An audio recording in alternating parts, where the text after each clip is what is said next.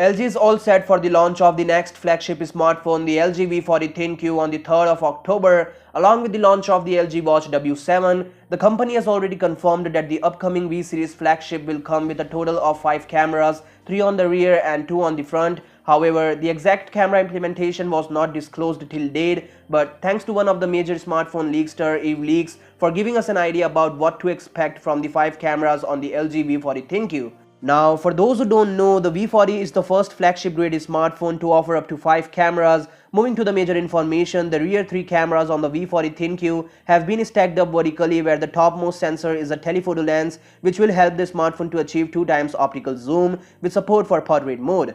The middle lens will be a super wide angle lens, which is generally seen on the LG flagship smartphones like the V30 ThinQ, G6, G7 ThinQ, etc. The super wide angle lens will help the device to capture more scene on a single picture. Last bottom sensor will be a conventional sensor which will be used to achieve regular photos, and this will be the sensor that will be used to record 4K videos, probably with optical image stabilization. On the front, the V40 ThinQ has a dual camera setup with a standard and a wide angle lens to take wider selfies, although it will be not as wide as the pictures taken by the rear lens, but it will be pretty decent.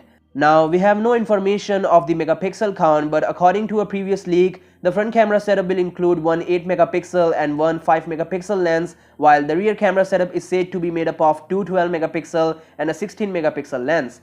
All after that, the V40 ThinQ will have almost everything we need on a smartphone. So yeah, I'm obviously very much hyped for the V40 ThinQ and also the other flagship phones launching this month. And tell me your thoughts about this in the comments down below. I'll see you guys tomorrow in my next video. Till then, peace out.